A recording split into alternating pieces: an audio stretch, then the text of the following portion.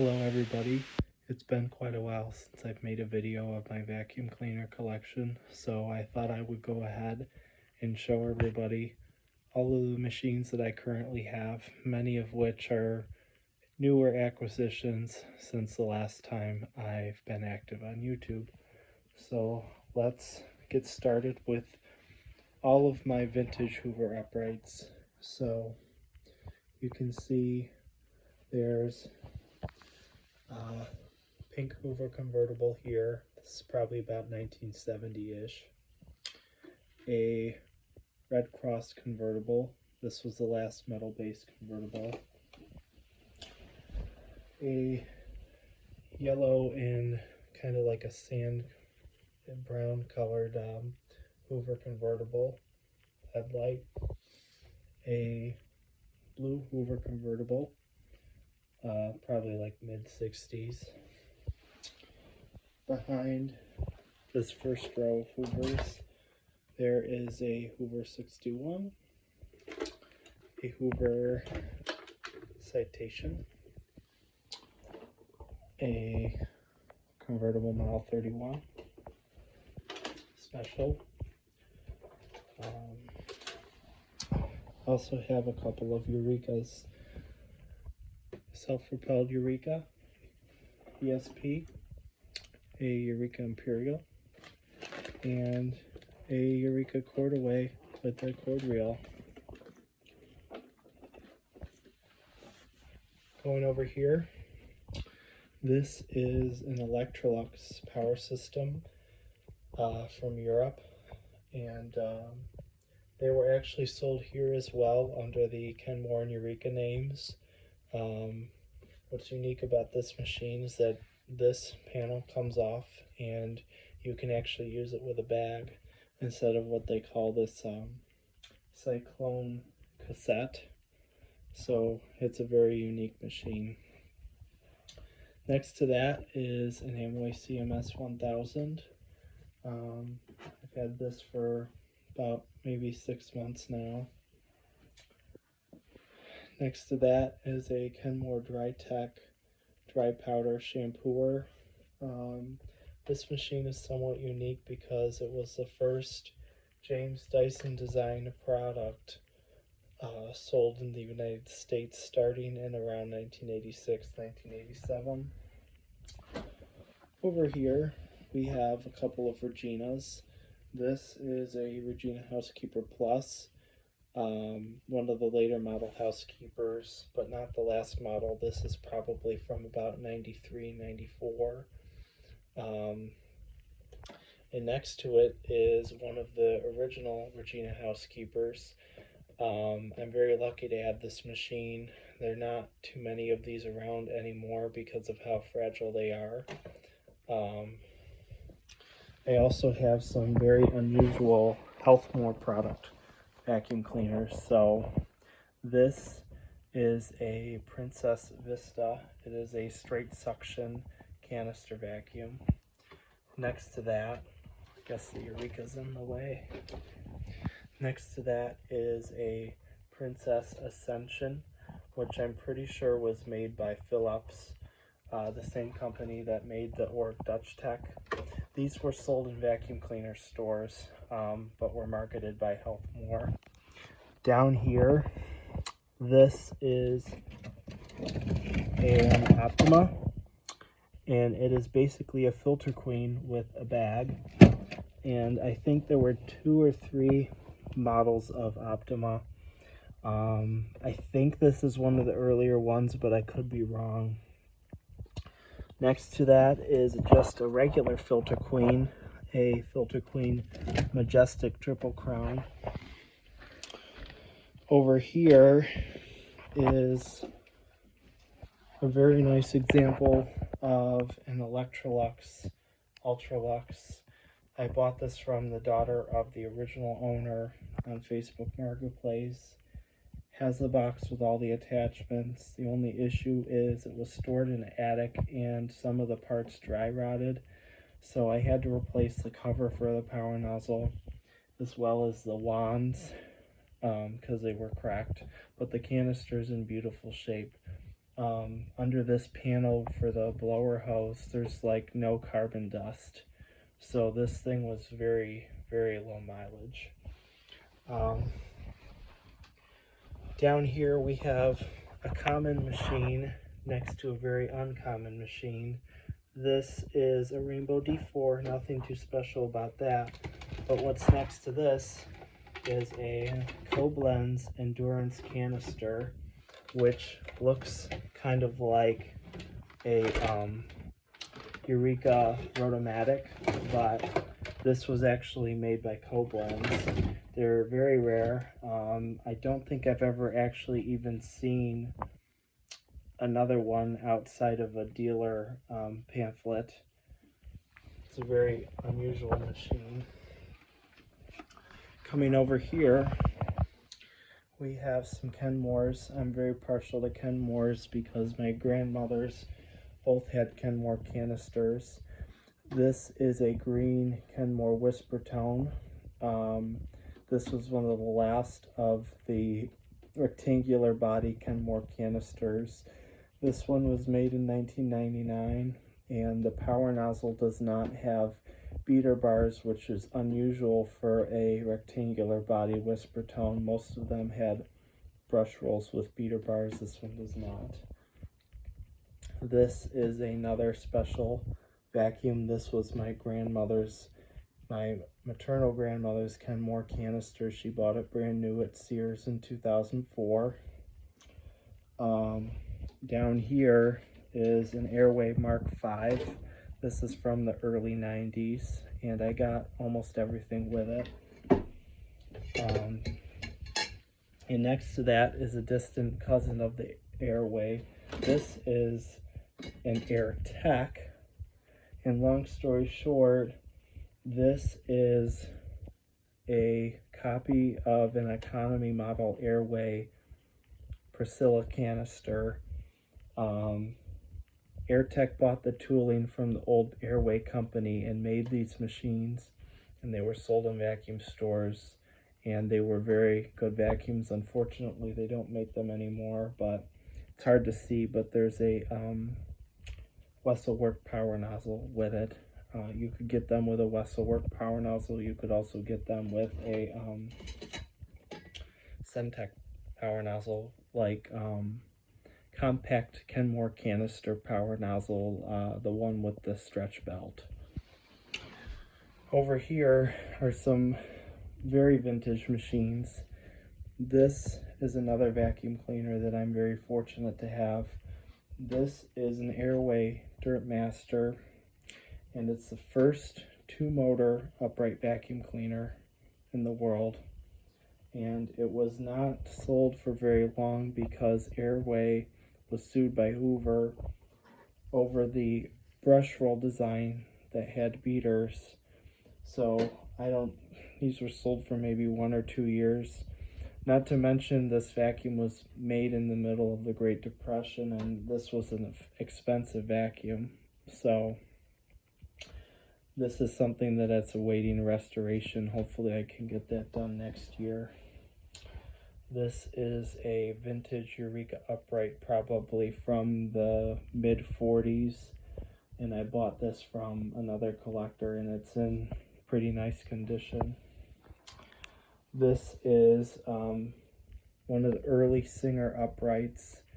What makes this machine unique is that it has a cord retractor built into the handle bail, and to release the cord, you just tug up on this and it goes back to the vacuum like that. It's a very Art Deco-y looking vacuum.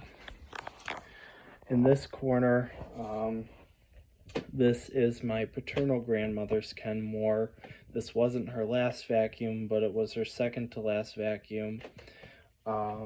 This is a Riccar 8955, brand new, never used. I finally pitched the box, but I still haven't vacuumed with this machine.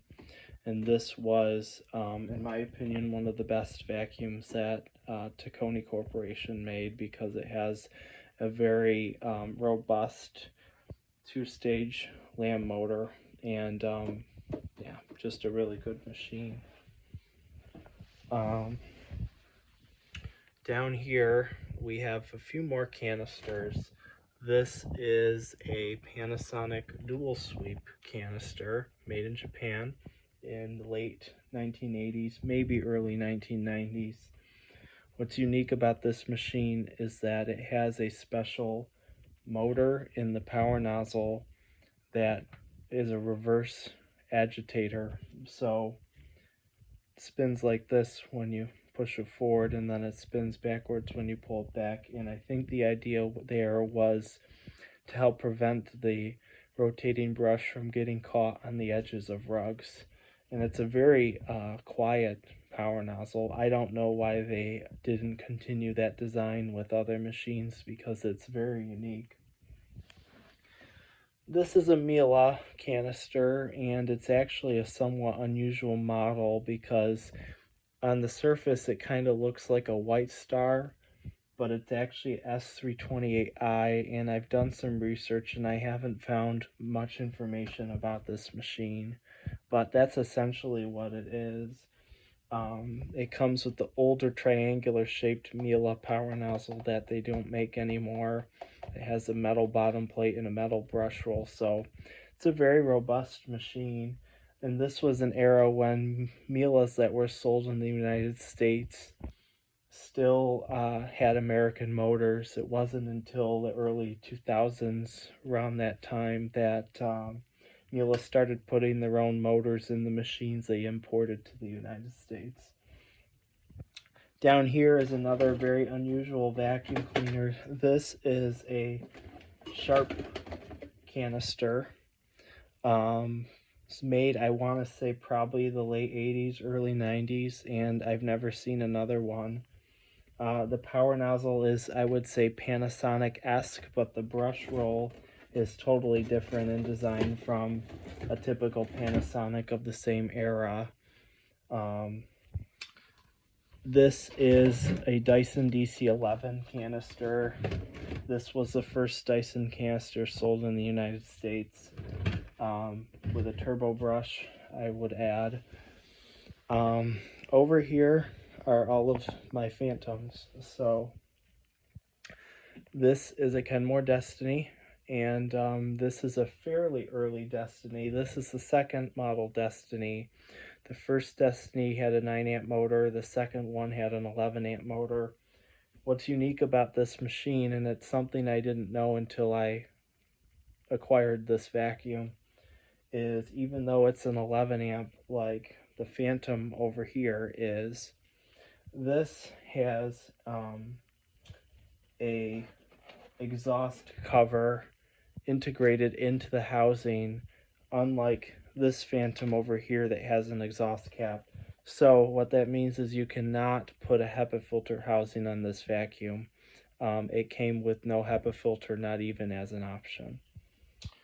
This is a special vacuum. This is my 1997 Phantom Thunder, and this is the first vacuum I ever got for my collection when I was 11 years old. My mom bought it for me for $20 on Craigslist, and I've made a few improvements to it. It's not totally original anymore. I've replaced a lot of the broken pieces on it. Pretty much the only thing that's still original is this top part, the cyclone assembly, up here the handle and the motor, but everything else has pretty much been swapped out for newer and better conditioned parts. Behind that is my brand new 11-amp Phantom. I bought this on eBay when I was a junior in college, and it has left the box a few times, but I've never actually vacuumed with it. It's basically a Thunder, but it's an 11-amp motor. It originally would have been sold at a subsidiary of Montgomery Ward called Electric Avenue. How it never left the box and was never purchased, I don't know. This is my 11-amp domestic Phantom.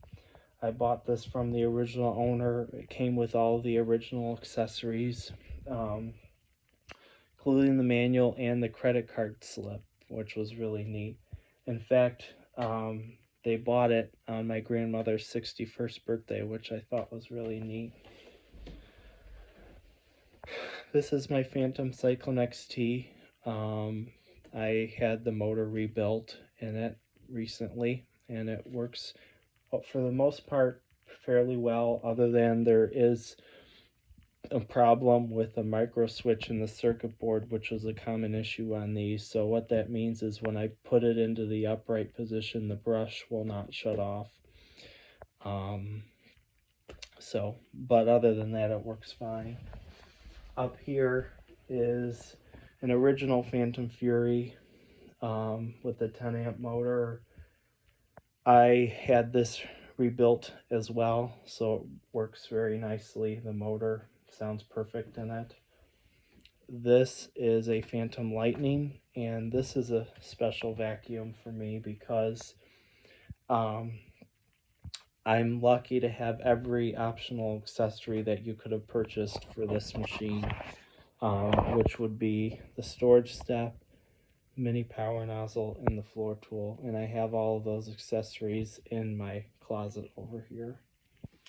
Down here is a Kenmore Destiny 2. This is the Kenmore version of the Phantom Fury, and it's also a pretty unusual and uncommon machine. And that's it for my Phantoms. Over here is a Dirt Devil broom vac, Hoover Innovation. This is the more uncommon machine of the Hoover Innovations. I think there were 3 models. There was a semi-soft bag red one, and then there was this one, and then there was another hard case with tools on board, and that was the Uncle Buck vacuum. This is like the middle model. The handle release is broken. I'm hoping I can get a donor innovation someday to fix that, as well as the cord reel. The cord reel on it's broken too. This is a Vorwerk. This is a very interesting vacuum. This also is a European machine made in Germany. I think it was originally, this model I think might have been sold in Italy, I'm not sure. But I have all the accessories for it in the closet, and this is essentially what I would call German Kirby because it came with so many attachments, and it was a very expensive premium vacuum cleaner in Europe. It's not the most powerful. It's a direct air design. To me, I call it kind of like the plastic version of an Airway upright. It's very similar in design to an Airway upright, but it's just all plastic.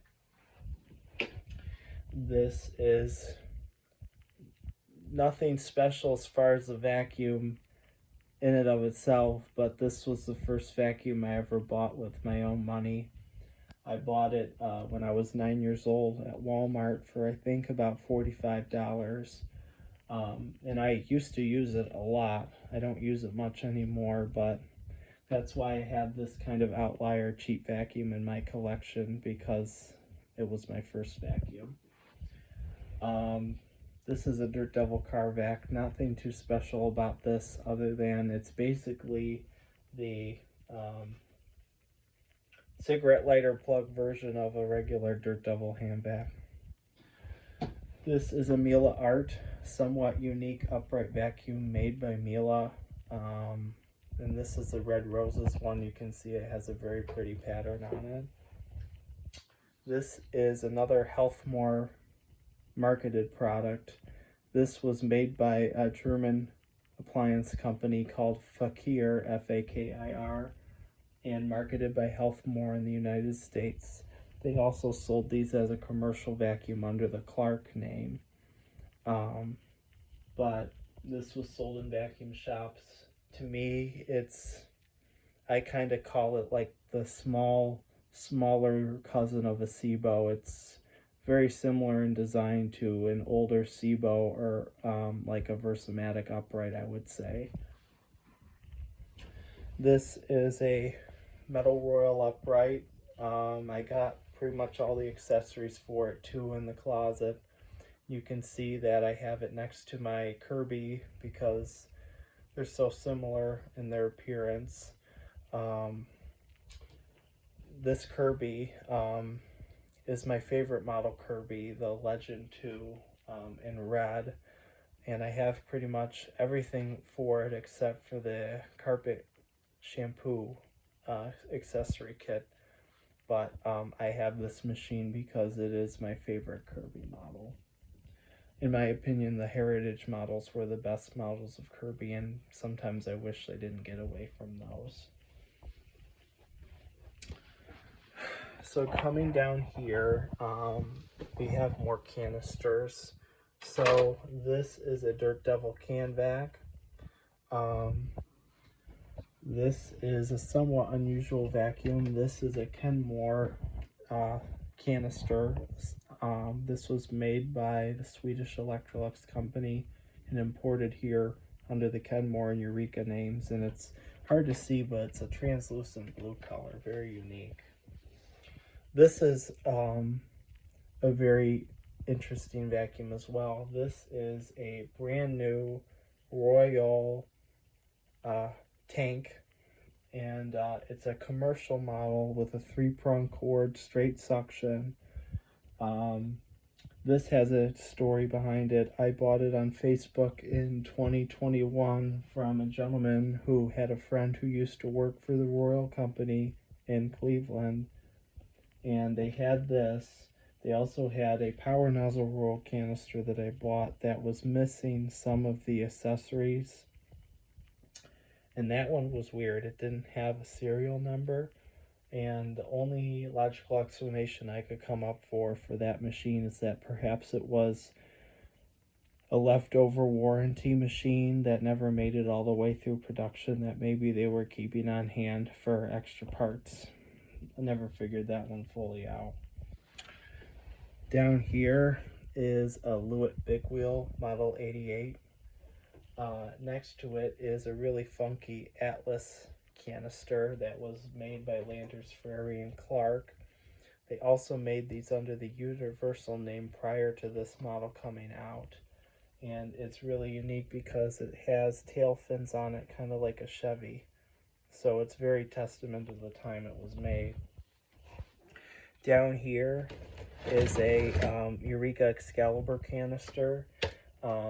It's a Eureka in name only. This was imported by Eureka overseas. I'm trying to remember the name of the company that made these for Eureka. I think the name was Volta, but that's basically a Volta with a Eureka power nozzle and attachments. This is a Philips Vision canister, imported. They never sold these here, so this is a 220. Very, very powerful straight suction canister. And I was lucky enough to find out that these had to take the same bags as or Dutch Tech canister. So when I went on eBay to buy bags, I actually found bags for the Philips, and I'm using the Philips bags in my Org Dutch Tech as well. Now, over here, this is kind of a special vacuum. This is a Hoover Holiday, and this was one of Hoover's first canister vacuums. I have pretty much everything with it, including the box and the manual, and they're not very powerful, but they're definitely cool looking. Next to that is, in my opinion, one of the best canister vacuums that Hoover ever made. This is the Hoover wind tunnel turbo power canister with the variable speed motor. I've never been a big fan of Hoover canisters, but I always thought this was a pretty good machine. Now, this is a name you really don't see in appliances anymore, but these are two vintage Sunbeam canisters. You have this little one here that kind of looks like a mini celebrity that I have pretty much all the accessories for. And then I also have this one, which is a Sunbeam Challenger, and it's a very unusual looking vacuum. to me it's kind of like a big Electrolux on steroids. It is a straight suction canister, but I was fortunate to find bags for both of these machines on eBay. Down here I have a Fairfax canister. This one was probably made in the mid to late 80s. It has a Eureka Rotomatic style power nozzle with it. And next to that is actually one of the newest vacuums in my collection. Actually, it might be the newest vacuum in my collection. This is a Recar Prima canister that I bought last year from the original owner, and I actually really like it.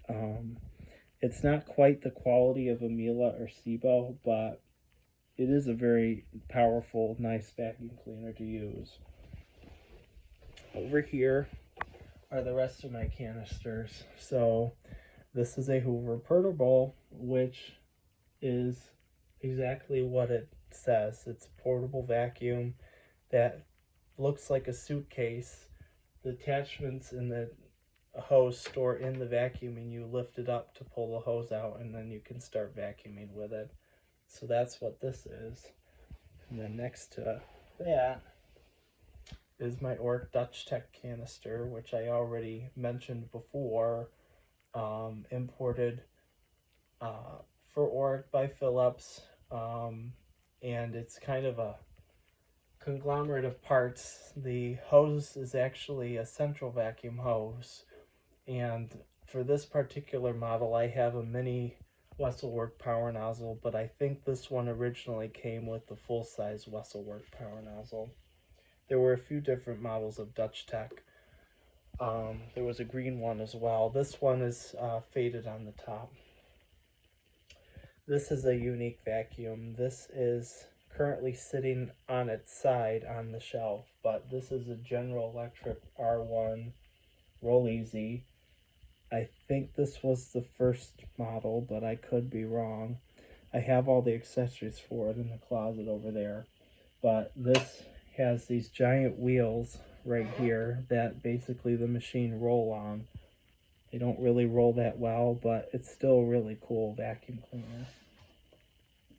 Next to that is a vintage Kenmore Magicord canister. This I would say is probably from about 69 or 70.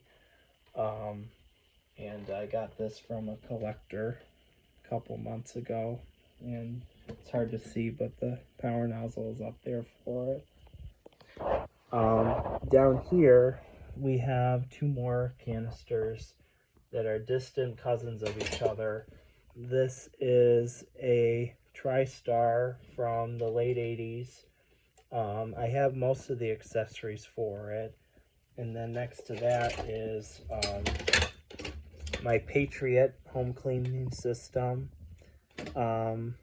which is a great vacuum. It has a Sebo power nozzle right here, and a central vacuum hose. But why I say these are distant relatives of each other is they're not made by the same company, but the person who started the company that started to make Patriots was actually an ex-employee of Interstate Engineering, the people who made the TriStar. So with that, that concludes my collection update.